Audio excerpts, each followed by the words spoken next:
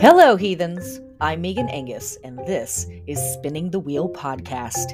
In this weekly audio ritual, we explore the 8 seasons of the Witch's Wheel of the Year, and we discover how it is so much more than 8 Sabbats.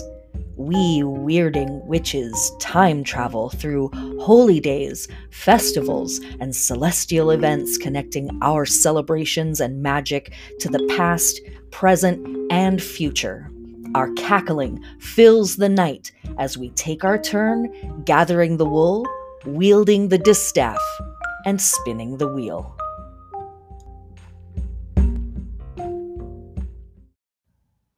And welcome back! Hey everybody, we made it through the long night. We are, for those of us here in the Northern Hemisphere, officially in spring. Well done, everybody.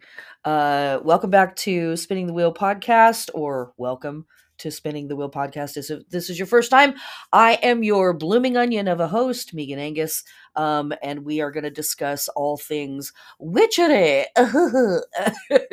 this week. A brief announcement. There's always stuff before we do the thing. What am I trying to say? I'm thinking about doing another 6-week introduction to tarot workshop. Anybody out there interested in taking that? Maybe I'll just do a little one. I don't know. Send me a note if you're interested in doing that. I'm thinking about throwing that before summer hits in the last few weeks of the last few weeks of spring. We just started spring and I'm already like 2 seasons ahead. Oh, welcome to having Aries rising. With Mars in the first house. I cannot be stopped. Even when I should be. Okay, so there's that. Thinking about throwing some tarot workshops. If you're interested, please give me a holla, holla, holla. What else is going on? I don't know. Stuff. I guess let's just get right into it. I feel like there was something else I was supposed to be saying in this portion of the podcast. And later I may remember that and edit that in because I'm a professional. So let's just get directly into the podcast. Oh, one thing I do want to say is this. I have started to write out the notes for this podcast. I don't put every single thing that I'm saying into the notes, but I put most of it in there, including links to websites that I am using as reference material. It's not all my links, it's just one. And this is exclusively something that is for my patrons. There's images. I'm putting up charts for the moons, and other images as I see fit. So if you are wanting, yet again, even more information, join my Patreon. The notes are there with pertinent links to websites where you can learn even more about the stuff that we talk about here on the podcast. Where am I? Website, podcast? I am in the digital algorithm. Lost. On that note, as I'm sure you are aware, social media platforms are doing that shimmy out there, and we've all been suckered into relying on them. And now they're doing the old bait and switch, and everything is going to cost $1 million if you would like to continue to participate in social media. So join my mailing list, please, and thank you. You can head to my website and join my irregular newsletter. It is absolutely free. You will get a discount code that is good for readings and workshops and classes. Or join my Patreon. Patrons are who are responsible for these shenanigans occurring every week. It's your fault. Thanks to the incredible, illustrious support of my patrons, I am able to do this work every week. So if you are delighted by these podcasts, consider joining my Patreon to support the work. Plus, at higher levels, you get fancy shit. Yeah. Okay. But anyways, social media crashing and burning in real time. So join my newsletter to make sure that you don't miss out on the stuff. Make sure that you like, follow, subscribe, thumbs up, give a rating, all of the things, the clicks. The clicks are some of the best payment that you can give me. A review on the platform that you listen to this podcast on, or a review under one of my videos on YouTube, or like a little comment. The algorithms are just like, nom, nom, nom, nom. They love that stuff so much. Oh, the robots are so happy. And we must appease our robot overlords on the regular. So, okay. I believe that's probably enough ass kissing. Shall we just get directly into the podcast? Again, I still feel like there was some other thing I was going to say. Could have put that in my notes, but no. Why would we do that? All right, let's move on to what are we starting with? Tuesday, March 28th, 2023, in the year of our goddess. Having a little caffeinated beverage here at 1 p.m. in the afternoon. It's probably good for me. We are starting this lunar week. Oh yeah, let's get us oriented. That's what I was supposed to say. We are in Ostara season, waxing half moon in Cancer, lunar week 2. Lunar week 1 was the same as spring equinox this year. So all the stuff that I would have talked about in that episode, I talked about in the Ostara class. So if you haven't watched that or listened to it, go check it out. But we are officially in lunar week 2. Our solar lunar year has restarted in alignment with some civilizations around the planet, past and present. Okay, so what are we doing with our half moon in Cancer? This is exactly at 8 degrees, 7:32 p.m. Pacific Standard Time. This is a fairly emo moon. Now, the moon in Cancer is already like a pretty emotional moon. That's kind of what the moon in Cancer wants to focus on and is all about. Okay. So then let's add the waxing half element to it. We have our 4 pieces of the moon, or technically 8, that we like to work with. We have our new moon, the waxing half, the full, the waning half, and then back to new. And at the waxing half, we are reaching a little bit of a point of friction in our process. There's a little difficulty, there's problems maybe arising, or just the general moment of adjustment. It doesn't have to be a bad or difficult thing. It's just a moment of adjustment in the process. We've left the new moon vibes, right? We've made some progress. We've done things. And now this is a moment where we kind of adjust. Like, oh, that's how that's working out. Here's what I need to do. But with this moon, and because it's emotion work that we're doing, that kind of adjustment can feel more painful or just more tender, right? It can just be a little more like, ugh, about it, rather than like something that we might be dealing with on the intellectual level. So the waxing half is going to point out pain or friction or places where we need to address difficulties. Now, added to all of this is a quote unquote grand water trine between the moon, which is at 8 degrees of Cancer, Mars at 1 degree of Cancer, the south node, which is at 5 degrees of Scorpio, and Saturn, which is at 2 degrees of Pisces. Now, generally, a water trine like this can be a really wonderful place for us to swim in our feelings and really like dive down into our intuitive work and, really just sort of take a big swim in Lake You, that thing, right?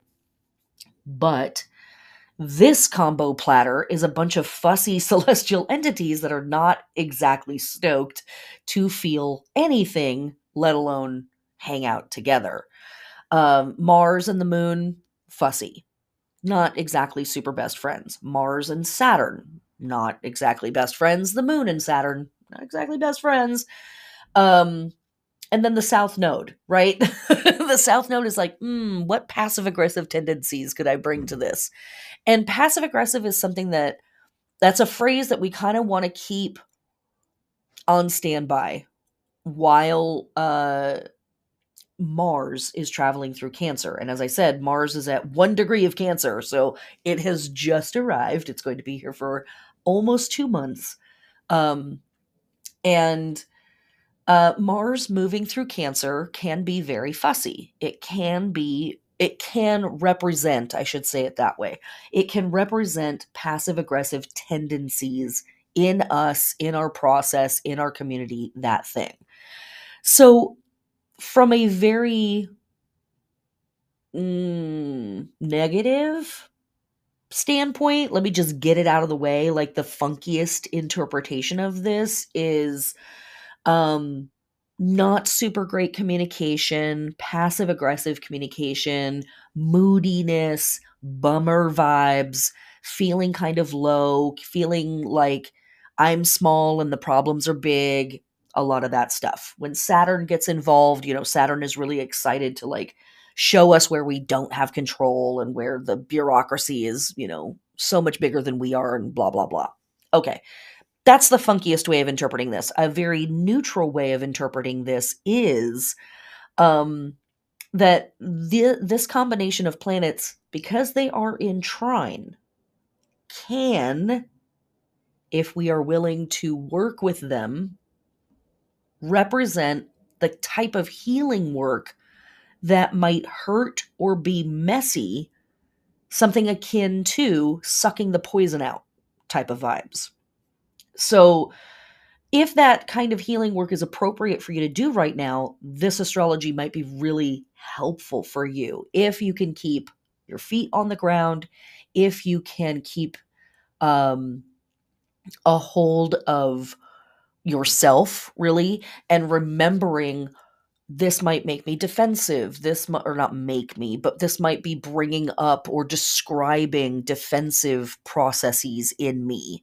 This might be, poking at parts of me that are very tender, but actually, you know, kind of a lancing the boil sort of a moment, right? Like, ouch, this hurts. And yet, I know that if I get this out in a healthy way, the entire system will be improved. Is it going to be really messy and gross in the moment? Yeah, it might be. And so I think that this astrology represents that kind of process for us. Engage in that if that's right for you. Don't if it's not. And I want to say something else. A couple different folks have brought up lately the subject of, what do I do when it feels like it's too much? What do I do when it feels like the astrology is too much? I'm feeling overwhelmed by the astrology, um, or I'm feeling oppressed, or I'm feeling scared by the astrology.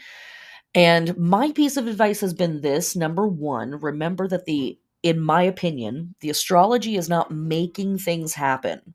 The metaphor that I often use to describe this phenomenon of how I believe astrology works, not all astrologers agree with this, is, we are on the freeway and there is a sign on the side of the road that says LA is in 100 miles. The sign is not making LA exist. The sign is letting me know that LA exists in 100 miles if I stay on this road and I continue to drive in this direction. I am going to encounter LA in 100 miles. I have free will. I can change my direction. I can turn around and go back. I can pull the car over. And so for me, astrology is a roadmap of what is happening around me. It's a means of reading what's happening around me or interpreting what's happening around me.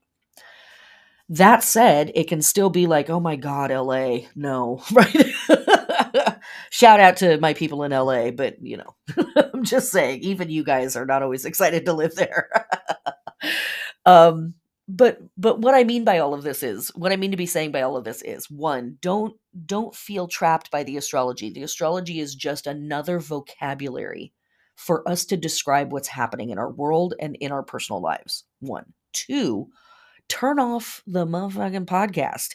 If you are feeling overwhelmed by my information or information from any metaphysical podcast, turn it off. Um, if you are feeling overwhelmed by the news, turn it off.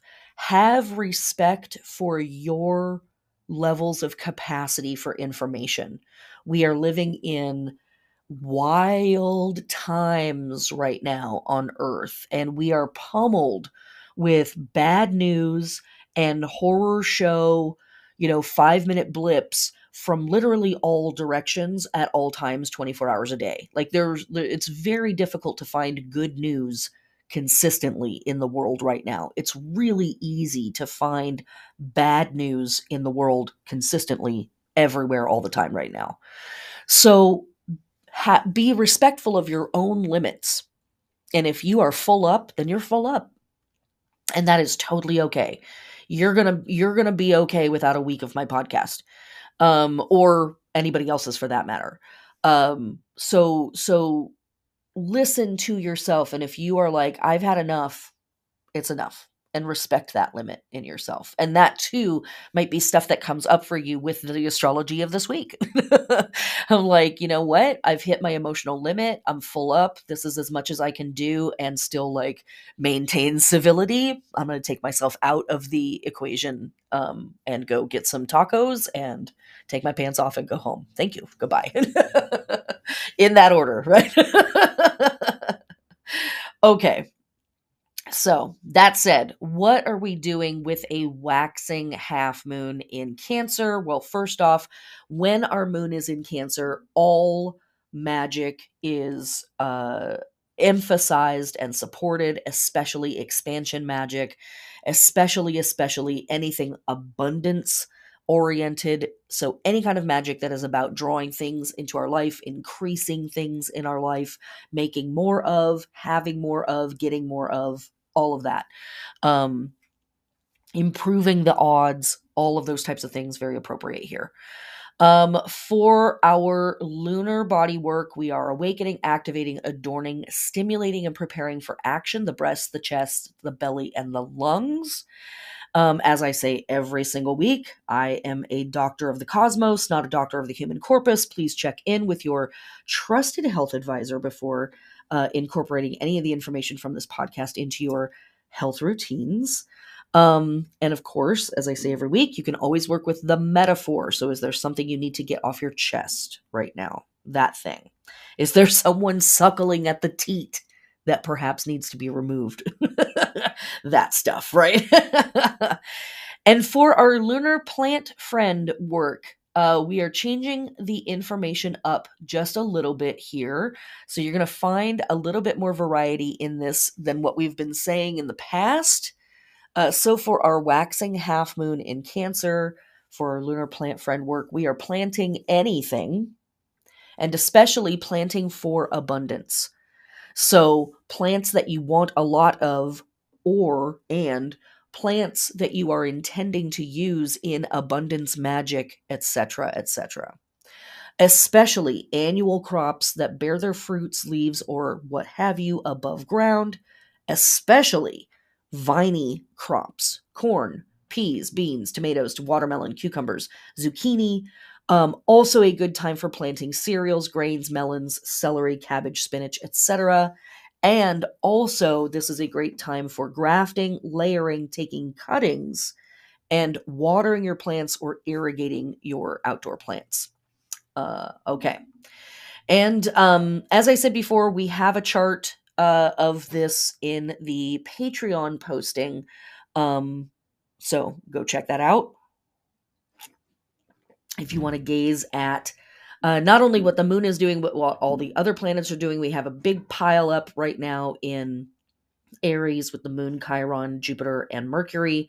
And we have a little pile up in Taurus with the North Node, Venus, and Uranus, etc., etc. All right, we have no astrology otherwise for this day. So moving on to our holy days from our Greek friends and ancestors, we have the festival of Elaphobolia.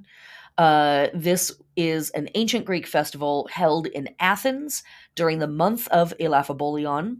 dedicated to Artemis, the deer slayer slash goddess of the moon.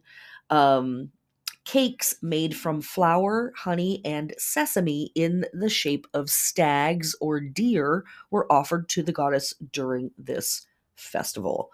And this is a big deal for folks who practice the modern version of Hellenism, basically, is what it's called, which is the modern version of the ancient Greek religion.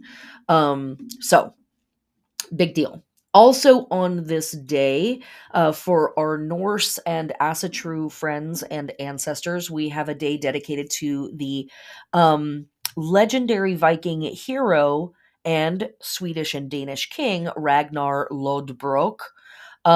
He's known from Old Norse poetry as, a fighter and a great dude, a father and a legendary king. And he went on a wide variety of adventures and did a bunch of cool shit. Okay. So what next is on the boards? We move on to Wednesday, March 29th. We have no astrology of note for this day, so moving directly on to our holy days. We have the heliacal rising of the fixed star Alganib. And Alganib is found in the constellation of Pegasus. Um, the name Alganib means the side. So it literally is like the side of the horse, the side of the Pegasus. Um, and looking through the astrologyking.com website, where they have a ton of really great information on fixed stars, there was a piece in here specifically that I thought was kind of interesting. And it's this.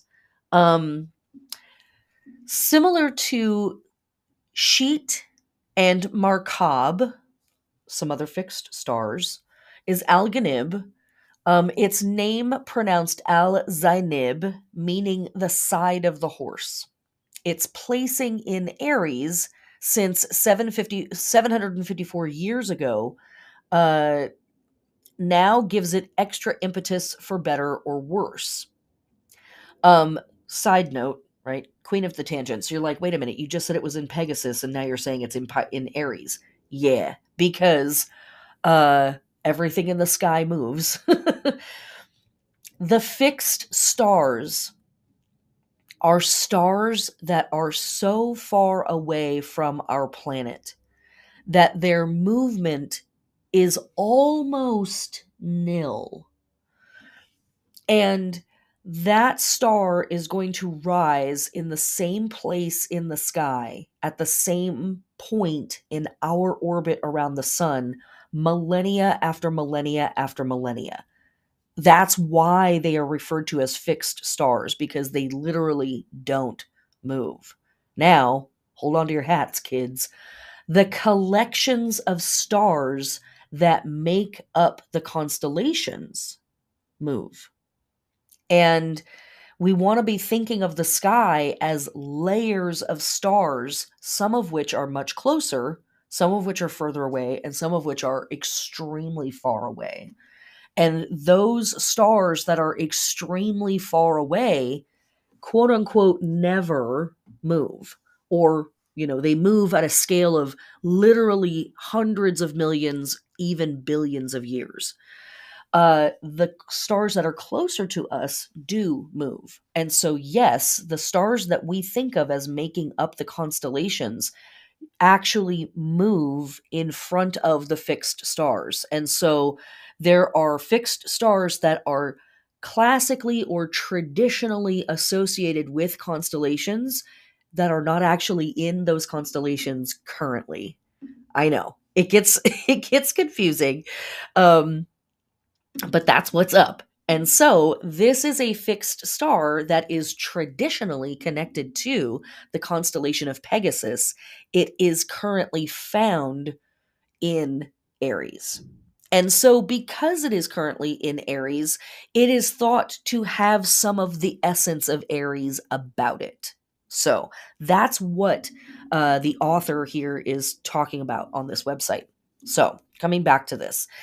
Its placing in Aries 754 years ago now gives it extra impetus for better or worse and shows something of that kind of master who feels perhaps that the old style secrecy in which his fellows used to surround themselves should now give place to a more open attitude, at least to such as the laity as show a willingness to learn and listen.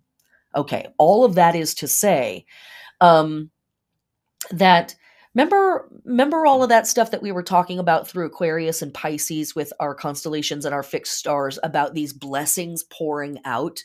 And um some of the time we're talking about the blessings that are pouring out, and some of the time we're talking about receiving them, like being open to receive the blessings, and some of the time we're talking about being the arbiters of those blessings and taking on the responsibility of sharing them, or the responsibility of not sharing them, and then the consequences potentially of not sharing them. This is kind of in that same vibe as that stuff. So this is a star that's talking about, maybe you know something, and in other days you might not have shared that piece of information, but now it might be beneficial to share that piece of information with community in a way that's hard to calculate, in a way that's it's difficult to understand, as long as people are receptive to that juicy piece of information. And think about that within the scope of all of our emotional stuff that we've going on with the moon this week that we've talked about so far. Okay. That is basically what I have to say about that fixed star. Uh, just that, right? Just that. No big deal. Okay. Moving on, another holy day that we have on this day, running from March 29th to April 3rd, approximately, is Old Cow Days from Irish. Look, don't start with me, okay? This is also called Days of the Brindle Cow. Um, and what this is, or what these are the final days in the month of March and the first 3 days of April. This expression comes from an old folk tale demonstrating the unpredictability of the weather at this time of year, as the folk tale goes. In the month of March, as it drew to its end, an old brindled cow boasted to the rest of the herd that even in this harshest of months, the weather could not kill her. The month of March, overhearing the boastful heifer, took umbrage with her and so decided to teach her a lesson. So March borrowed 3 days from the month of April and made them bitterly cold, sending howling westerly winds and heavy rains. The result was the death of this poor cow.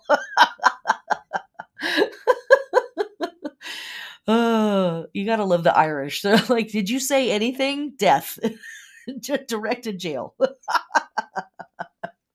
Directly to jail. So here in these last days of March, keep your damn mouth shut is really the lesson to be learned, I think, at this point. Don't say a damn thing. Put your coat on and keep it cute, or you're going to ruin it for everybody. Okay. Also on this day, we have from our Roman friends and ancestors the Dies Natalis for the temple of Castor and Pollux. You have probably heard of these two freaks, aka the twin siblings that are Gemini. Um, they together are known as the Dioscuri.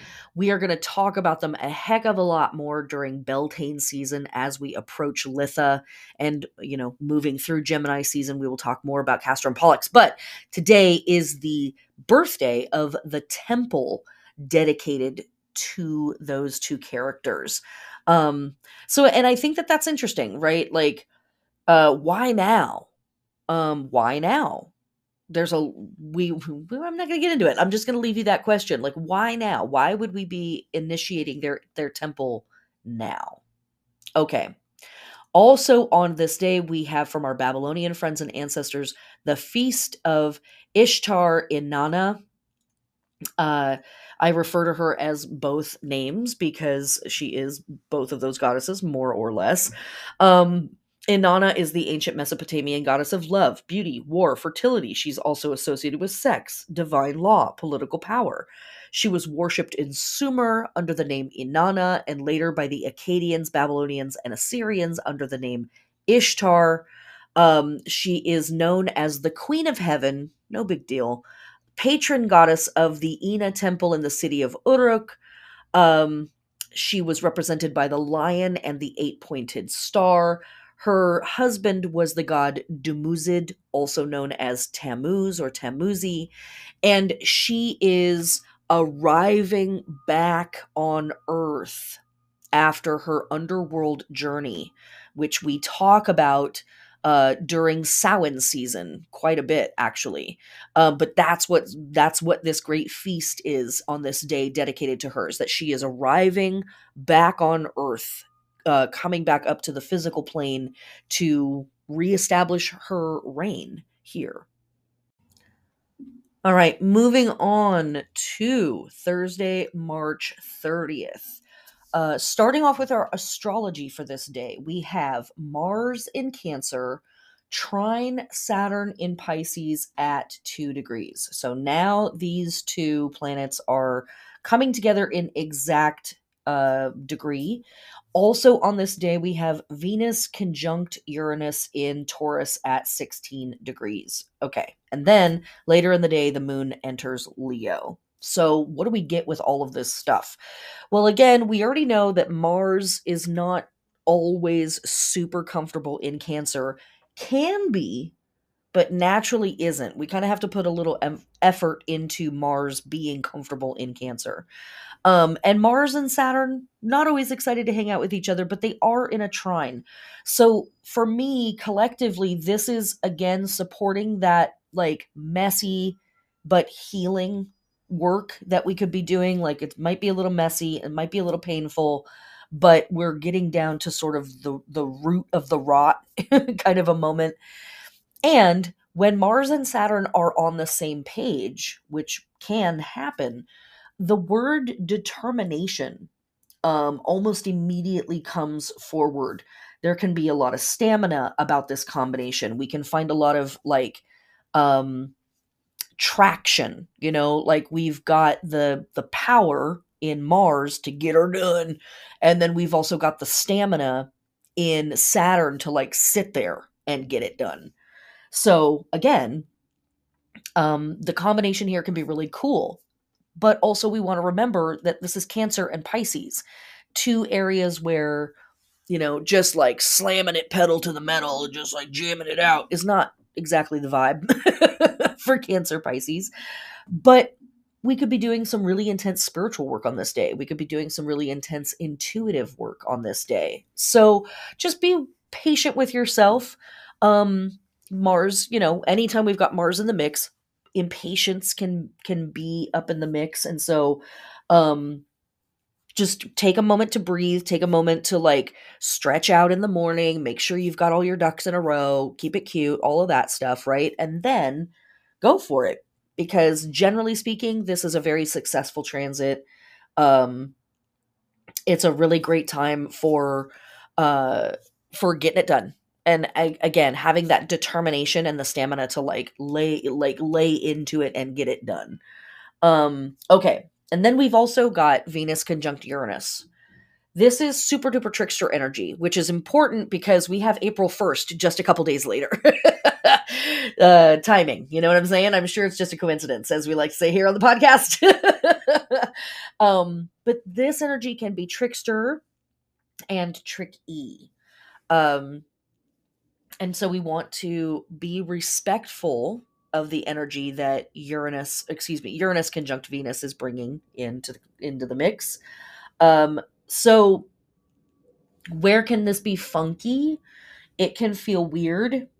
It can feel awkward. It can feel out of left field in a way that's destabilizing. Okay, that's what can be funky about it. Now let's talk about what can be really cool about Venus conjunct Uranus. This is an opportunity for bringing new, innovative, artistic expression into our lives, listening to new music, looking at new art. This is a fantastic day for going and checking out art that is on the cutting edge, or making art that's on the cutting edge, or talking to artists that are on the vanguard. And of course, we're in the season of Aries. And so that newness and that unexplored territory element is already supported here. So very, very cool in that regard. Ultimately, there might be some unexpected emotional stuff that comes up on this day. You might meet somebody that's very unique, very unlike who you would normally be flirting with. Um, but allowing sort of like innovation and novelty and weird uniqueness to come into your aesthetic, um, or who you want to be hanging out with, the kooky vibes. Shout out to Kook Teflon. Not a super great day for plans, not a super great day for processing some of the stuff that may have come up earlier in the week. We will have better days for that. But if you've already got something in progress, that Mars Saturn thing is going to assist that. This isn't necessarily a great day to get stuff started, though. Okay. That's all we have to say about that. Then the moon enters Leo. We will talk about that in a couple of days, quote unquote. All right. So our holy days for Thursday, March 30th, from our Hindu friends and ancestors, we have Rama Navami. This is a Hindu festival that celebrates the birthday of Rama, the seventh avatar of the deity Vishnu. And Rama is a pretty cool dude. He is considered the supreme being. Fancy, very fancy. And yeah, kind of like oversees everything. Like sort of is in charge of all of the stuff. Blue body, just like Vishnu. And like, is there anything else I want to say about this character? They're pretty great. Pleasing, delightful, charming, beautiful, lovely. And pleasing to the mind. Very, very Venusian as well. Yeah, yeah. So that character is coming through, and their relationship with their consort, their wife Sita, is very important. And I talked about this a little bit in the Ostara class, but one of the things that we will start to see at this time of year are more and more coupling festivals where two gods or goddesses, or a god and a goddess, or whomstever, right, whatever gender they are, where we start to see pairs of deities show up, right? We just had Castor and Pollux. So we start to see pairs of deities show up. And this is an echoing of the fertility, virility energy that is beginning to stir here in the Northern Hemisphere as we move into the light half of the year. Now, that fertility, virility energy is definitely more focused on the fertility, virility of the plant world and the animal world, less so on the human world, but that will slowly switch the closer we get to Beltane. And our Ostara season really is only more or less the season of Aries. So it's kind of like a 4-ish week jaunt through Ostara season, and then the moment that the sun hits Taurus, it's like boom, we're in the pre-funk of Beltane season, and that vibe really starts to switch over to having a human emphasis. But yeah, Ramanavami, this heralding of this deity Rama. Okay. Also on this day, from our Greek friends and ancestors, we have the festival of Asklepios. The cult of Asklepios the healer and the son of Apollo was introduced into Athens from Epidaria. And so this is a festival dedicated to Asklepios the healer. Here we go, with that healing energy that I was talking about earlier in the week. Here we are having festivals that actually are supporting the idea of doing healing work. Michael Lahanas notes that in honor of Asklepios, snakes were often used in healing rituals. Non-poisonous snakes were left to crawl on the floor in dormitories where the sick and injured slept. And I love that. I love that vibe. I love that vision in my mind is so potent. And what I loved was that these folks would come to this dormitory. Um, People would come and stay there. His healing temples were called Asklepios. Pilgrims flocked to them to be healed. They slept overnight and reported their dreams to a priest the following day. Is that not also in league with this Cancer moon? Hello?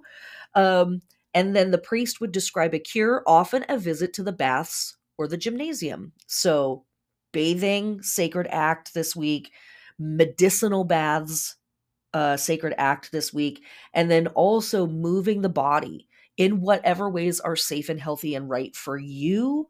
Very healing and holy this week. Love it, love it. I'm sure it's just a coincidence, right? Oh my goodness. Okay. Also on this day, Thursday, March 30th, from our Babylonian friends and ancestors, we have the birth of the goddess Bau, B-A-U. Bau, also known as Baba. And yes, all of our Baba Martas and Baba O'Reilly and Baba Yaga and all of them relate back to this Baba.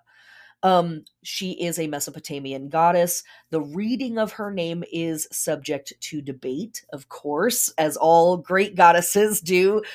She confuses the masses. um, but she is considered a life-giving deity, often associated with the creation of mankind. She also acquired the role of a healing goddess and often was described as a divine midwife. She's often seen in the company of waterfowl or scorpions, etc., etc. So we love this, right? Here again, more emphasis on this idea of washing and healing, moving through healing waters, being born into the new year, all of that good stuff. Oh, I love it. Okay. And then last but not least, Thursday, March 30th, the Dies Natalis of the Temple of the Moon from our Roman friends and ancestors. The Temple of Luna, or the Temple of the Moon, was a temple on the Aventine Hill in Rome dedicated to Luna, the moon goddess. This is, of course, a variation on a theme with Artemis and Diana, etc., etc. She's often presented as the female complement of the sun, also represented as an aspect of the Roman triple goddess, along with Proserpina and Hecate. She's not always her own distinct goddess, but sometimes this is an epithet that specializes a goddess, since both Diana and Juno are also identified as moon goddesses. And this is something that the Romans would do. They were really into identifying gods and goddesses by a bajillion different names to emphasize all the tiny little facets. And they also would use these epithets as a way of connecting various gods and goddesses to sort of show how this goddess has a facet that that goddess also has, that they sort of share this feature or this piece of work or this particular job or talent or whatever. So cool stuff. So lots of lunar energy. Hello, Cancer moon for this week. And then we have all of these again. I can't help but say it millions of times, but I mean, hello. It's, quite the coinkydink, isn't it? Okay, moving on. This is what it is. This is what it is to do magic and witchcraft. You, one, lose your mind. And then two, you start to make these wacky connections that people are like, sure, hun. And then you're like, look at this Wikipedia page. And they're like, oh, wow, that does kind of make a thing. And then and then here you are yelling alone in your apartment. Okay, moving on to Friday, March 31st. We have no astrology of note on this day. So moving directly to our holy days, we have from our global family and friends and ancestors, the International Transgender Visibility Day. Each year on March 31st, we honor International Transgender Day of Visibility. We celebrate the joy and resilience of trans and non-binary people everywhere by elevating their voices and experiences from these communities. Now, what I think is very interesting, and I have no idea if this is purely a coincidence, really, or if this was done on purpose. But something that I want you to keep in mind is that in the background right now, we are, from our Roman friends and ancestors, in the midst of the multi-week Kybele or Sibyl, Kybele and Attis festival process. Um, and Kybele and Attis have a lot to do with transgender folks. The Gali priests were all transgender people. And in my mind, because of the heteronormative paradigm that I was raised in, initially when I began to read about this, I thought of this as like, here's the temple and here's the priestess and here's her, or here's the goddess and here's her priesthood and priestesshood that serve her. And also, isn't it cute? They've got some trans folks on the side. The more that I have educated myself and liberated my mind from the chains of the heteronormative paradigm, the more I am coming to understand that I believe the Kybele um, goddess cult, I think that her church was built within transgenderism, and then also it applied to other people, because some of the festivals are so deeply centered in this idea of changing shape and shedding skins and shifting forms, and these incredible powers were given to these priests and priestesses, etc., etc. Do I know that for sure? No. But the more I study it, the more I think it might be true. And now a brief word from our sponsor. That's me. If you love this podcast, you can support this work through Patreon. Thank you to all my patrons who help me pay rent every month. You can leave a review on your podcast service, wherever it is that you listen to this. And if you are feeling especially hedonistic, you can give it a rating. 5 stars is actually the most occult rating that you could possibly give. Also, I have mentioned this for the last several weeks, but I swear to God, this is really happening. I will be announcing some workshops and some standalone classes in the new year, both on tarot as well as paganism and witchcraft. These classes will be limited entry. My patrons will have first access to sign up, and then folks following the newsletter, and then I will announce them publicly on social media and my website. I will be rerunning the 6-week Welcome to Tarot workshop. It was super fun. I'm very excited to teach it again. It is a dope workshop, if I do say so myself. And then I will be following up that workshop with 4 standalone single-day workshops. I'm expecting them to be 2 hours apiece, probably maybe closer to 3 hours apiece. And we will be talking about material that certainly is going to build off of what is in the workshop, but you won't have to take the workshop to be able to understand what's going on in the 4 standalone classes. And then I will also be offering some more in-depth stuff than what I already have offered in terms of witchcraft and paganism, but I don't want to say any more now. All right, that's the end of the ad. Leave a rating, goddammit. Thanks.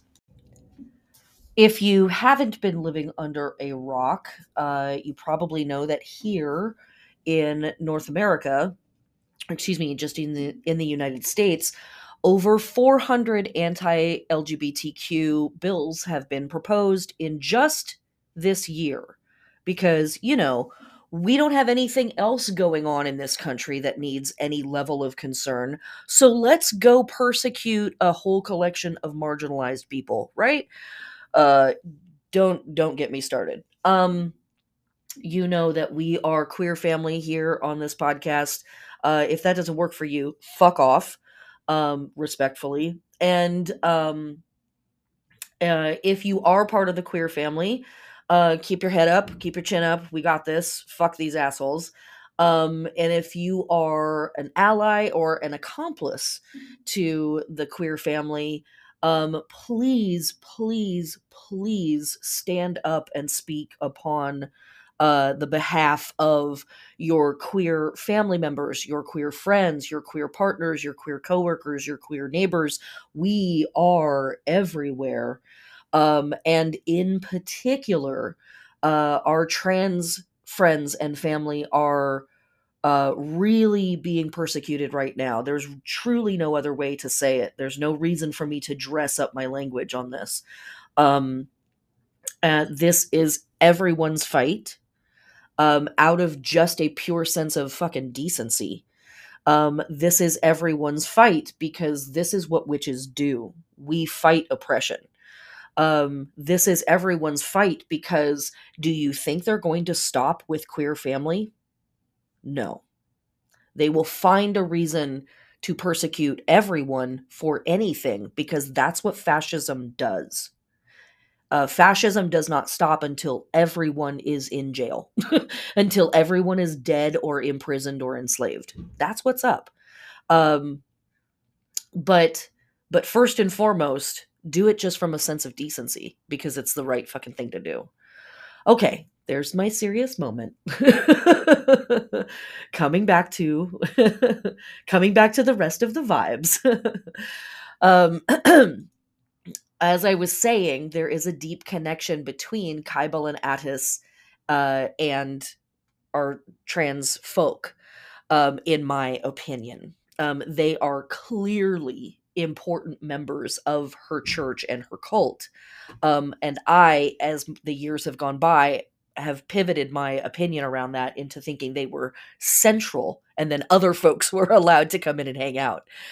So also on this day, from our Roman friends and ancestors, we have the Dies Natalis of the Temple of the Great Idaean Mother. And the Great Idaean Mother is Kybele. This is Magna Mater, Sybil, Ceres, same.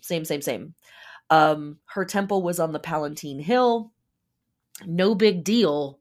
Just, we talk about this in the Ostara class. Where the temple to Kybele stood is where the Vatican stands now. Ahem. Ahem. I'll just leave that there. Okay, moving on to Saturday, April 1st. We have our gibbous moon at 27 degrees of Leo. And on this day, the one strong aspect that I think the moon is making at 27 degrees is a trine to Mercury, who is also at 27 degrees. Sorry, my my vocal everything is like having a little fit right now. I'm having some sinus drainage, which is making me cough, and now I have the hiccups. So, which is, why I'm talking about Mercury and communication. Okay, so with our gibbous moon, what are we doing? Well, moon in Leo, little performative, cute, time to show out. The gibbous moon is the last phase before the full moon, and we really are starting to produce something in the gibbous moon. We're starting to see some results from our lunar process. We're really going to start to see results at the full moon, but this is kind of like the pre-funk to that. So with the moon in this lovely trine, exact trine to Mercury, comms may flow a little easier on this day. Communication might be a little bit easier on this day. And that can work out in a couple different ways, right? So moon trine Mercury allows communication to open up and become more obvious. So if you've been holding something back, you might find that today is the day that information comes out. And, that can play out in lots of different ways. It's a trine. So in my opinion, generally speaking, everybody's going to be on the same page, even if it's difficult information. It's like, we're all kind of here for this. We're ready to have this conversation. And there's like a balance between logic and emotion when we have the moon trining Mercury. Even if the conversation is a difficult topic, you might find that everybody is more open to listening and processing that information. It might also be easier to read people and be read by other people. And so body language might be more obvious to us, or if somebody else is holding something back, it might be really clear to us that there's more to be said. Also, socializing can feel a lot more natural because communication is flowing a lot easier. Ideas are exchanged, again, with a balance of logic and emotion. And dreams might be easier to remember, access, or understand.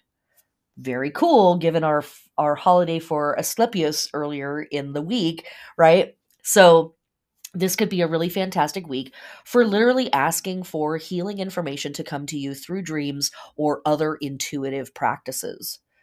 Okay.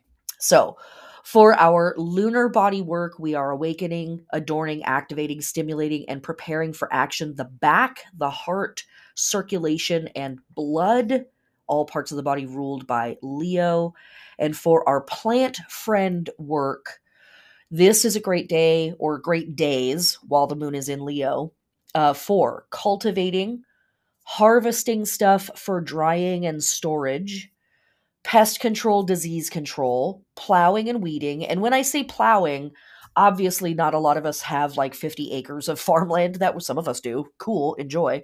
But plowing can also be aerating the soil in your houseplants.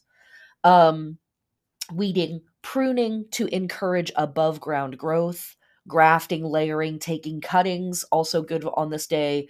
Uh, Planting, and then if we are planting stuff, planting annual crops that bear their fruit and leaves and whatnot above ground, especially leafy crops. And then also cereals, grains, melons, cucumbers, celery, cabbage, spinach, etc. Okay, looking at our chart for this day, as I said, we have that exact trine between the moon and Mercury. Um, what else is going on?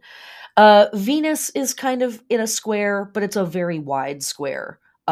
Saturn is in opposition to the moon, but it's a pretty wide opposition. So I'm kind of not so concerned with that. Jupiter is also trining the moon on this day. Again, a fairly wide trine. So I'm not really thinking about those guys too much. We still have a big old pile up in Aries. We still have 3 planets in Taurus, but everything else is basically the same. Okay. So what else do I want to say about that? Nothing. Okay. So we have no astrology of note aside from the moon for this day. We are again talking about April 1st. Do we have holy days? Yes, we certainly do.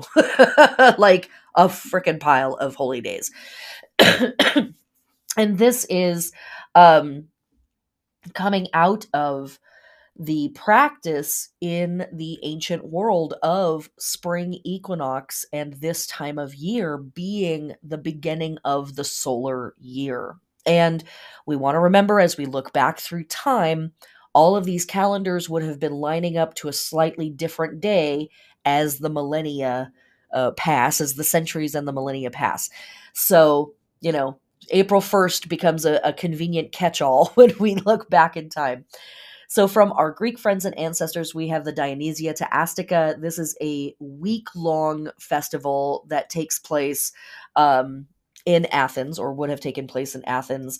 This was a very important festival honoring Dionysus. And Dionysus, of course, being one of the great ancient deities dedicated to or thoroughly involved in the development, growth, and ripening of the crops, right? All the crops, especially the grapes. Um, and so here we have, this big festival sort of dedicated to this vegetation deity here at the beginning of all of that stuff. A myth was created for the occasion at some point, claiming that a certain man from Eleutherae had attempted to bring a cult image to Athens, but the god and his worship were rebuffed. In punishment, the god visited a disease upon the genitals of the men of Athens. The Delphic oracle pronounced that the Athenians must offer due honors to the god and to hold a procession carrying a phallus in recognition of their failing. When this stopped the plague, the procession and festival were instituted as a regular observance. So you gotta love this. Folks are literally carrying an image of the god's junk about. Uh, um, there were sacrifices. There were various images of phalli carried through the streets. People carried bottles of wine and long quote unquote, stick shaped loaves of bread. Sure, sure. Singing, dancing, feasting. etc., etc. You know, all sorts of good, fun stuff taking place at the Dionysia to Astica. Do we have another procession this week focused on penises? You goddamn right we do. Yes, we do, because that's the old time religion that we've all come here for, right? Am I wrong? No, I don't think that I am. So that's what's up with that. Okay. Also on this day, from our modern pagan Wheel of the Year calendars, we have Dark Mother Day. And this is a modern adaptation, but I think it's perfectly reasonable and very appropriate. This is basically a day honoring mother goddesses that are in their dark aspect or have a dark aspect to them. Dark meaning the part of mother that takes, the part of mother that shuts down or decomposes or removes. And uh, when we are talking about this, we're talking about deities like um, Lilith. Um, we're talking about Mahakali. We're talking about the Morrigan, Angarbodia, etc., etc. Frost giantesses, etc. And really, this, in my opinion, is sort of an extension of like our Sheila Nagig day that we had a few days ago, and other crone goddesses, death goddesses, transition goddesses, goddesses of liminal spaces that we are saying thank you and goodbye to at the end of winter and into the beginning of spring. We're sort of saying, like, thank you. This is your last hurrah. And then we're out. That's what's up. So, also on this day, from our modern pagan friends and ancestors, we have the Day of Venus. And this is actually an interesting placement here because we have Veneralia and another festival very similar to it as the quote unquote first day of the moon, which would be April 1st. But this year, that's actually March 22nd. So we had it, 10 days ago or whatever. But Venus, ever heard of her? Our Roman goddess who encompasses love, beauty, desire, sex, fertility, prosperity, and victory. A lot of words very similar to Ishtar and Inanna. Very similar. But she was or is the embodiment of love and sexuality, usually depicted nude. And again, Venus as an extension of Aphrodite, as an extension of Persephone and all of those. She's coming back up from her underworld journey, and is here back in the physical plane to wreak havoc. No, to spread love and joy and flowers, and maybe a little havoc. Okay. Also on this day, we have from our American friends and ancestors, and actually global as well, Fool's Day, April Fool's Day. April Fool's Day, if you haven't heard of it, I don't know how, but this is a day dedicated to playing practical jokes on friends. The day has been observed for centuries around the planet. It is similar to Hilaria in ancient Rome, which is one of the festival points in the festival complex of Kybele and Attis, similar to Holi, which is also just was celebrated, still kind of being celebrated. It really is a celebration of the light and the joy and the life that is coming back. But also, some folks have suggested that the timing of this festival is about the sudden changes in weather. And so that would kind of tip back to our um, old cow days that we were talking about from Ireland a couple days ago. So that thing. Trickery, foolishness, sudden changes, pranks, all of that good stuff. Okay. Also on this day, told you there's a lot. We have Loki's Day from our Norse and Asatru friends and ancestors. Loki, of course, is a god in Norse mythology. Um, and he is a shapeshifter and a trickster deity. He is also, as a lot of trickster deities are, a psychopomp who has the capacity to move between the realms, and go to heaven and hell and earth and all places in between. Loki gets up to a wide variety of events and adventures, and, causes all sorts of problems. And those problems have to be solved by various deities, making possible some of the great events in Norse myth. So thanks, Loki. Sit down. Okay. I'm not trying to piss that guy off. Also, on this day, from our Catholic friends and ancestors, we have the Last Supper from the Easter festival complex. This is the Last Supper that Jesus has with his homeboys before he takes the wild ride, and such. All right, from our Assyrian friends and ancestors, we have the festival or the feast of Ka Binisan. This is the Assyrian New Year. The 1st of April marks Akitu, the Assyrian New Year, commonly referred to as Ka Binisan. This is the most important Assyrian national holiday, and its celebration is one of the many links between ancient and modern Assyrians. Ka Binisan was not only the first day of the new year, but it also marked the start of spring. During this time, trees and flowers would begin to bloom. As such, the holiday is a symbol of revival, a major theme in ancient Assyrian mythologies. Many Assyrians view this day as the start of a new life. And I think that kind of imagery is extremely important. I talk about this a lot in the Ostara class, and I talk about it a lot throughout Ostara season. It is really our job, as witches, pagans, and heathens, to wipe the slate for ourselves and our community, and to come back to not knowing any better, to come back to, I've never done this before, I've never had this before, I've never tried this before, as if this is the start of a new life for myself. So, this is one of many, many festivals that is focused on that kind of a vibe. All right, from our ancient Egyptian friends and ancestors, we have Hathor's Day. Um, Hathor was or is an ancient Egyptian deity of many realms. She was mother to Horus, mother to, who is the god of the sky, mother to Ra, the sun god, goddess of beauty, sensuality, music, dancing, maternity. She's often depicted wearing a headdress of cow's horns, just holding the entire sun, no big deal. She is often depicted as a cow or a lioness. She can be depicted as a warrior, uh, always victorious in battle. Basically, Hathor literally did everything.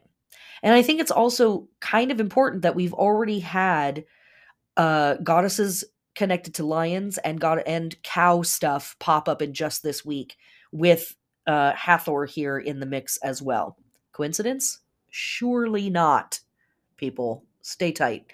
Okay, and then from our Iroquois friends and ancestors, we have the Corn Planting Festival. Now, I have put this on this date.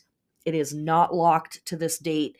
This is a festival that can actually happen any time between the end of February into the beginning of April. It is much more about the weather and the lunar cycle.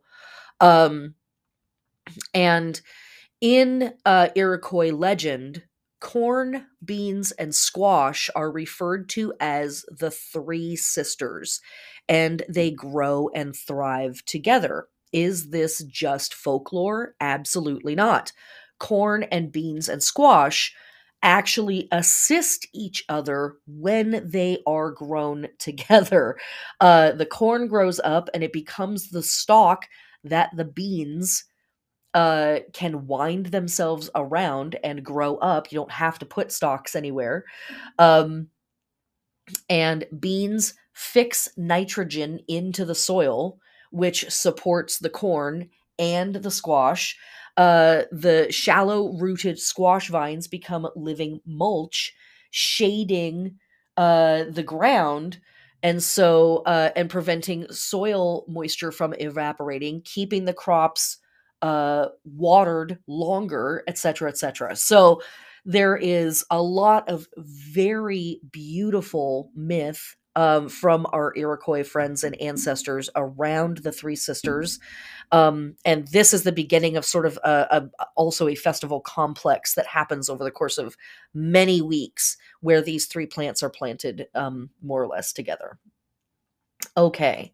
Uh, is that everything for this day? Yes, we've made it to the end of the holy days for April 1st. That was a slog, but we got through it. Okay.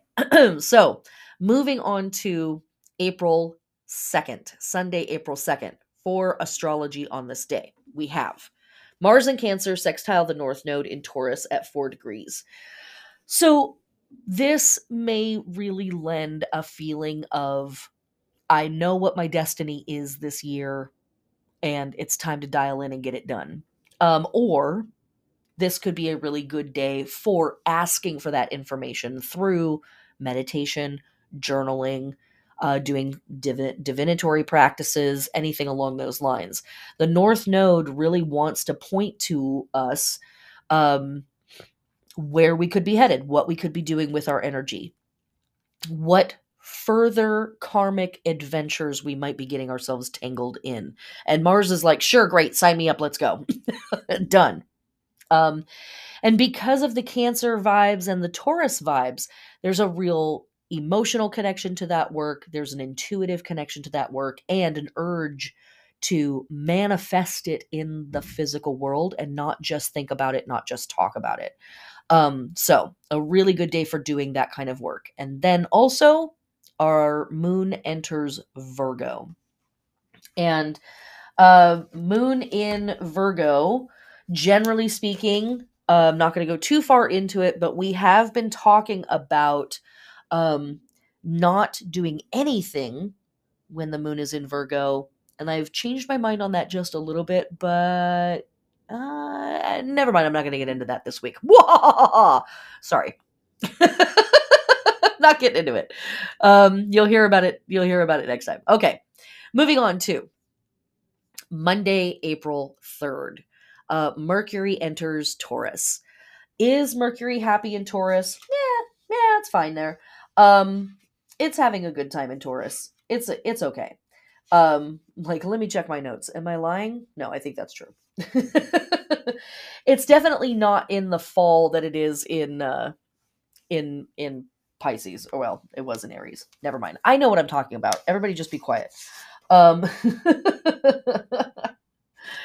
Mercury in Taurus, what's Mercury doing? It is gathering information and exchanging information with people. It wants to talk about it, wants to think about it, wants to write about it, wants to read about it.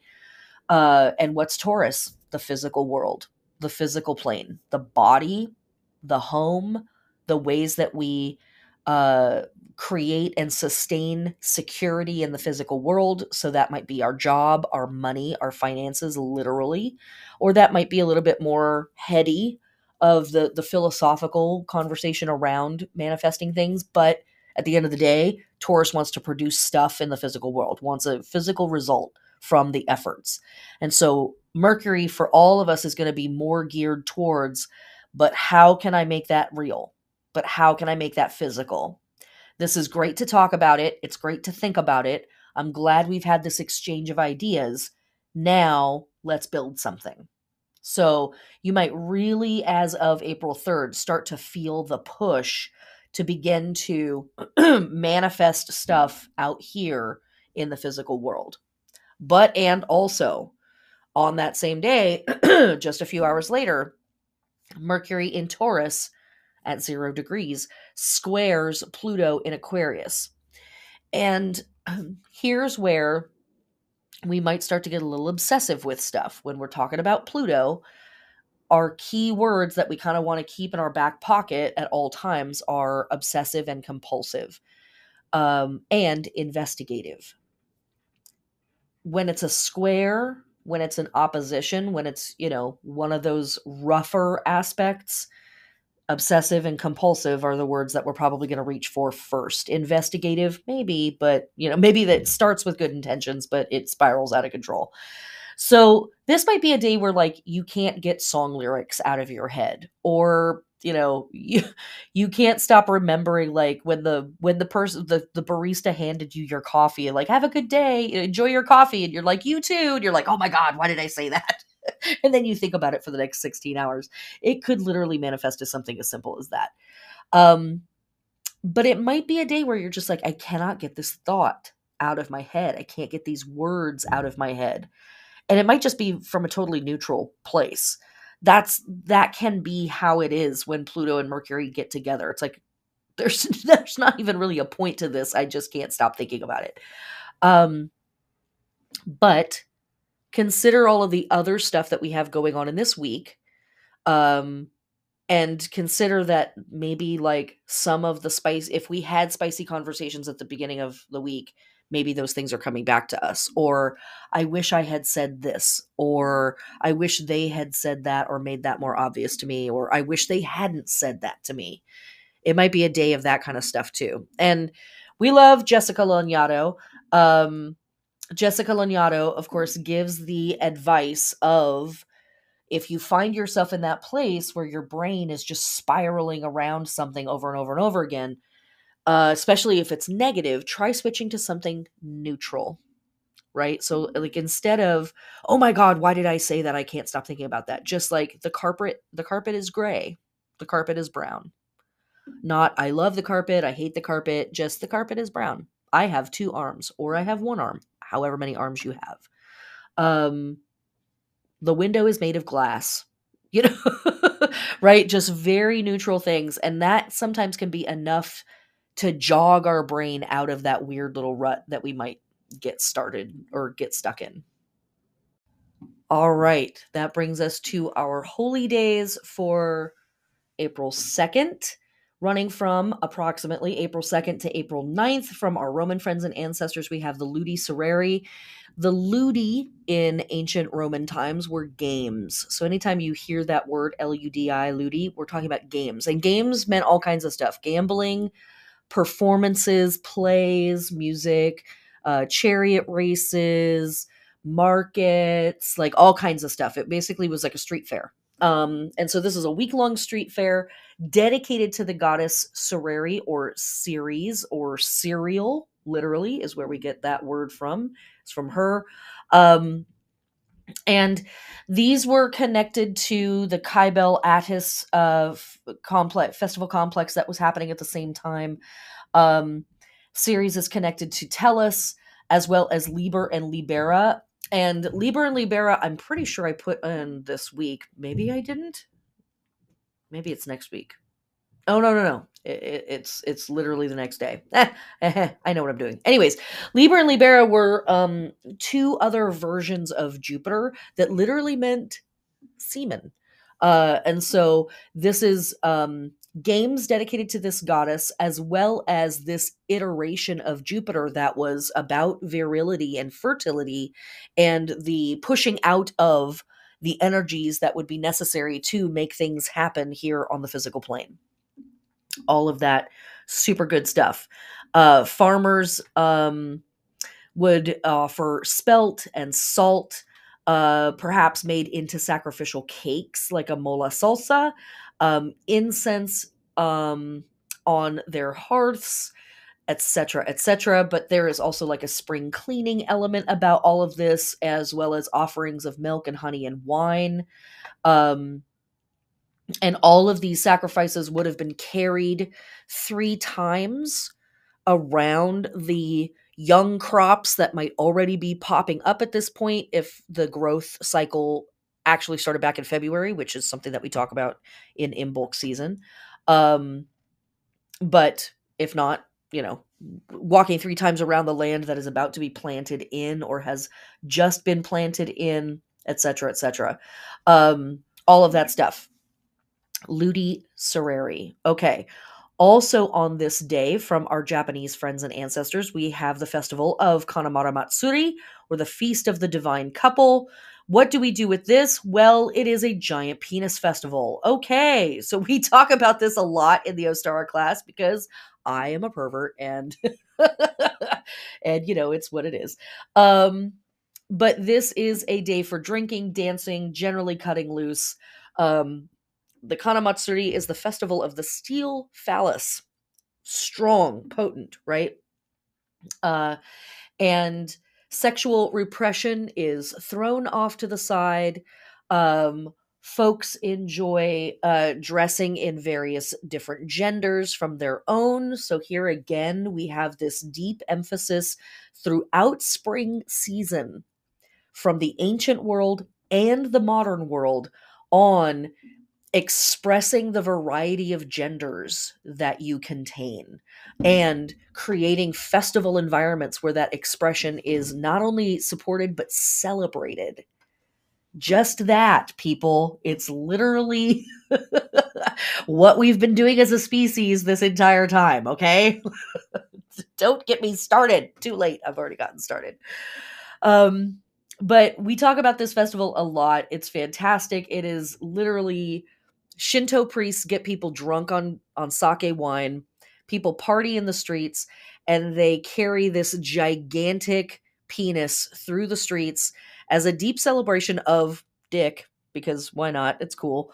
But also as a literal direct symbol of virility and fertility, as the energy form that is being called up and celebrated at the start of spring. Hey, you thrusty energy, whomever it is that's expressing this, whatever gender you identify as, however you move through life, virility energy, thrusty energy, come on down. And let's do this whole springtime thing.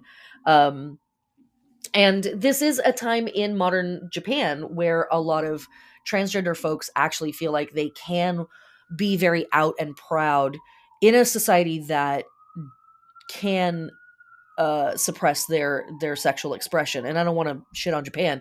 We in America are certainly doing a really great job at oppressing people expressing their sexual identity. So we don't need to like look beyond our own borders for that. But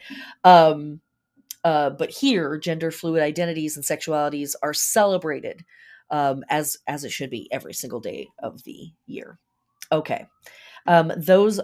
Last but not least, Sunday, April 2nd, Palm Sunday from our Catholic friends and ancestors. This is the Sunday before Easter, commemorates Christ's triumphant entry into Jerusalem, an event mentioned in each of the four canonical Gospels. Palm Sunday marks the first day of Holy Week for mainstream Christians. And this is also the last week of Lent before Easter kicks into overdrive. Okay. Moving on to Monday, April 3rd. Oh no, we just did that. Oh, I screwed myself up. I'm so goofy. What did I just do? I'm a professional and I know what's happening, okay? So I blended two things together. I'm full of lies. So first off, we had, just to make sure everybody's on the same page here, Sunday, April 2nd, Mars in Cancer, sextile the North Node in Taurus at 4 degrees. We already talked about that. The moon enters Virgo. We already talked about that. And our holy days for April 2nd through the 9th, Ludi Sorari from our Roman friends and ancestors, Kanamara Matsuri from Japan, and Palm Sunday from our Catholic friends and ancestors. Monday, April 3rd, Mercury enters Taurus, and Mercury in Taurus square Pluto in Aquarius at 0 degrees. We've already talked about those, so make sure you have that right in your notes. Sorry, you all. And our holy days for April 3rd. From our Roman friends and ancestors, we have the Dies Natalis of the Temple of Jupiter Victor and the Temple of Jove the Liberator. And this is something I was referring to earlier in the podcast, where Romans really loved to give gods and goddesses a million iterations of their name. So Jupiter Victor is literally Jupiter victorious, but it means Jupiter who has come back. basically. Jupiter, who is on top of the shit. Jupiter, who has won out over winter and over the death of the dark part of the year, and the Jupiter that is like here to get the shit done. Jupiter the Liberator, or Jove the Liberator. Jove is another word for Jupiter, and yet another name for Jupiter. Now think of all of the Christian and Catholic sources that use the word Jove. Yeah, it's that. Um, but Jupiter the Liberator is also Jove the Liberator, Jove Liber, aka Liber, meaning who is free or who frees, and also the semen. So again, that freeing, that expulsion of that virility, fertility energy. I don't know if you guys knew, but paganism, we talk about sex a lot. We talk about sex and genitals and stuff to do with them and all the various kinds you could have or enjoy. Yeah, we talk about that stuff a lot here in the witchcraft places, in the paganisms. That's what we're doing. We're we're horny and perverted and everything's on fire. Okay. Also here on April 3rd, from our pagan friends and ancestors, we have the celebration of the ascension of Persephone. So here again, we have another modern holiday that is fixed at this time of year, perfectly appropriate, celebrating the return of Persephone or Kor from their underworld journey through winter. They are back here on the physical plane, ready to host a DJ night at your local club. Or spread flowers around and bring back light and life, whatever. It's all the same.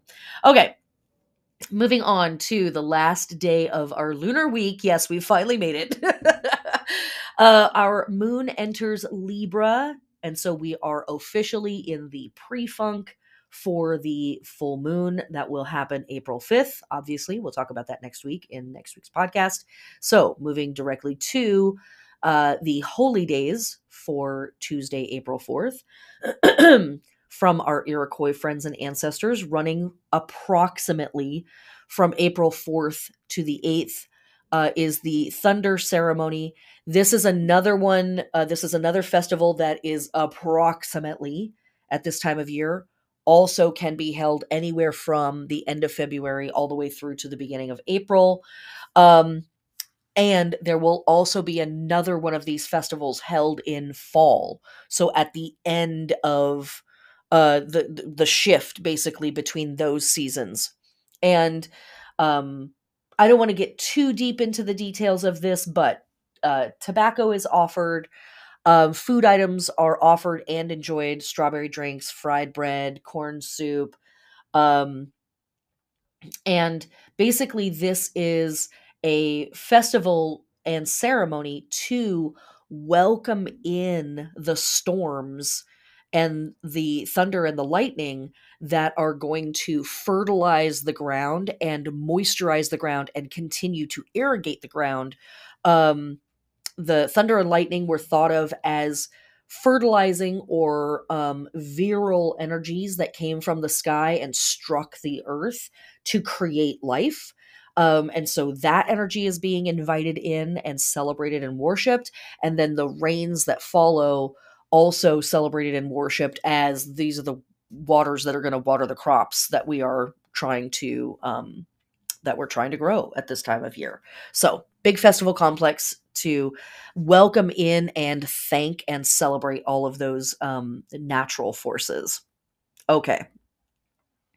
Also on this day, from our Jain friends and ancestors, we have the festival of Mahavir Jayanti.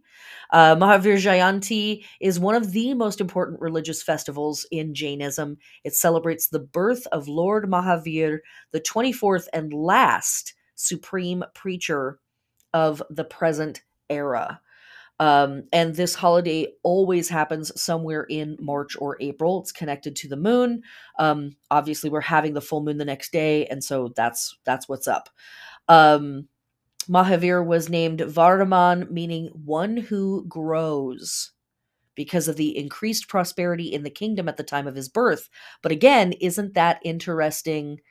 uh isn't that interesting symbology, right? That we have this celebration of this deity, this entity at this time of year at the kickoff for lots of folks in the northern hemisphere around the growth cycle. Okay, and last but not least, our holy days for April 4th from our Balinese friends and ancestors, we have Perdama Kedasa. Perdama Kedasa is a Balinese celebration which is held following the appearance of the full moon or about the full moon. So it's a day before here in America, but a day of there. An elaborate affair for the locals. Um, the appearance of the full moon marks a special day for various traditional festivities. Um, and this is just a particular blessing of the land, asking for prosperity. Offerings are made, fresh fruits, flowers, bathing in holy waters, also burning incense. And so, again, there's this idea of celebrating life, celebrating light, washing off the old year, welcoming in the new year, and welcoming in like blessing the land that crops are going to be grown on or maybe have already started for prosperity and abundance. Okay. So that brings us to the end of our holy days and our astrology for this week. I know it's been a slog. Thanks for coming with me. I keep saying it's a slog. It feels like this has taken me 100 years to record this. I don't know why. Okay. Our tarot card for the week, I think, is the Three of Wands. This is one of the deacons of Aries. Uh, the Three of Wands is, I always forget, and I have to look at my own notes because I can never remember what it is. The Three of Wands is the sun in Aries. And why I think the Three of Wands is potent here is because we've got that Cancer moon in the background, and there's kind of a wateriness to this whole week. And this is the one card out of the three where the person is actually looking out at ships on the water. And when we are hanging out in the Three of Wands, we have had some experiences of trying on other people's versions of success. And we have discovered where those things don't fit us exactly. That's the Two of Wands. And so in the Three of Wands, we now have decided, you know what? I appreciate that you let me kind of stand in your shoes and see what success looks like for you. And that helped me get clear on where that's not going to work for me. So now let me go out into the world and talk to some people and have some exchanges with folks around what successful looks like for them. How did they get started on their adventure of trying to satisfy themselves and become the people that they are becoming? Um, for me, the Three of Wands is a really important card. I have a big giant piece up on my website about the two, the three, and the Four of Wands. I also have a big piece up about the Emperor card, which is connected to the sign of Aries itself. And I have a class. Is that true? I think I have a. Oh, I've done so many classes. I believe I also have a workshop class video thing up on YouTube about the Emperor card as well. Go explore, find out if that's true. I don't know. Um, but anyways, the Three of Wands is a really important card to me because it's the moment where we kind of get over ourselves a little bit and say, you know what? I don't care if I look goofy. I don't care if I'm awkward. I don't care if I don't know all the stuff that I need to know. I want to go be a person in the world and I want to go do things. I want to build a plan and achieve. I want to set a goal and try to hit it. I want to pick a location on the map and try to go there. And the trying part is significantly more important than the achieving part. Like, it's the work that we're focusing on in the Three of Wands is, let me go talk to people who have set out on an adventure, and let me find out what they did to get themselves started. We are not asking people, how did you succeed? We are asking people, how did you get started in figuring out what you wanted to succeed at? And in that, I think that this is an incredibly important card. Very humble, very, right? It's just a 3, right? Minor Arcana, it's just the wands. No big deal. But in the Rider Waite deck, we look at the clothing that this person has on, and they are wearing the headband of the magician. They have the blue armor on their arm of the emperor. They're wearing the red robe of the magician, the green robe of the empress. They have the black and white checkered cloth that we see, in various places. And it's this is a person who's like, I'm putting on my vestments and I'm going out into the world and I'm going to try and I'm going to see what happens. And I'm moving from a place of, I don't know, and I'm curious to find out. I'm open to new information. I'm open to the guidance. I'm open to suggestions. I'm open to the help. I love it. I love it, love it, love it. Love working with this card. Okay. And for our witchcraft this week, I think that prepping and planting gardens, literally and figuratively, in all ways that we can, very, very potent stuff this week. Also, I would say that doing any kind of divination, meditation, journaling around asking for advice from whoever it is that you like to work with, your guides, your guards, your guardians, your guides, your guardians, your ancestors, your gods, your goddesses, whoever it is that you work with.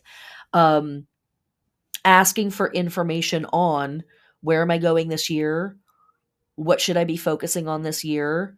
I could do a billion, billion, trillion different things.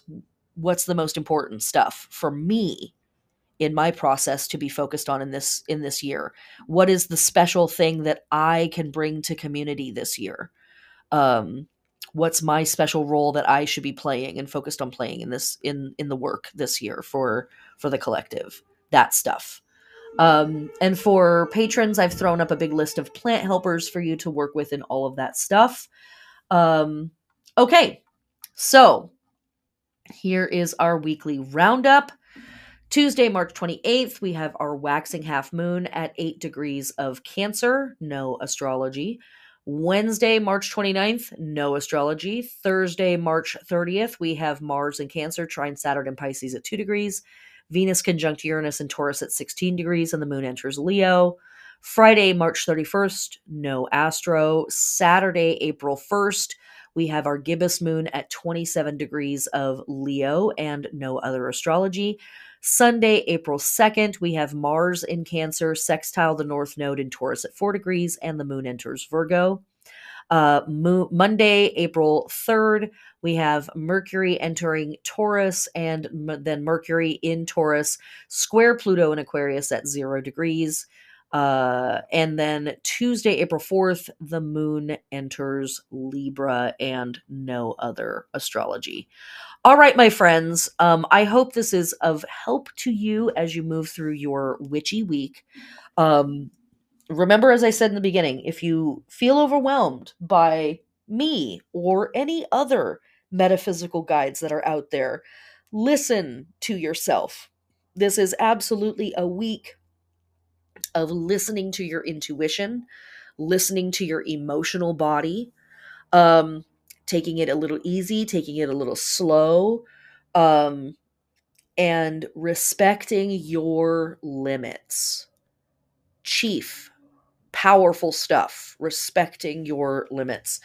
And also, this is absolutely a week of emotionally and intuitively dialing in on what needs to get said, what needs healing, in yourself or perhaps between you and other people, and being very gentle with that process, not rushing it, not forcing it, but also recognizing that some ooky stuff could come up to the surface as we're doing that work.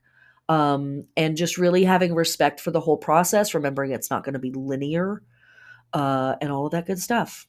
All right, my heathens. Love you. Thanks for listening, and blessed be.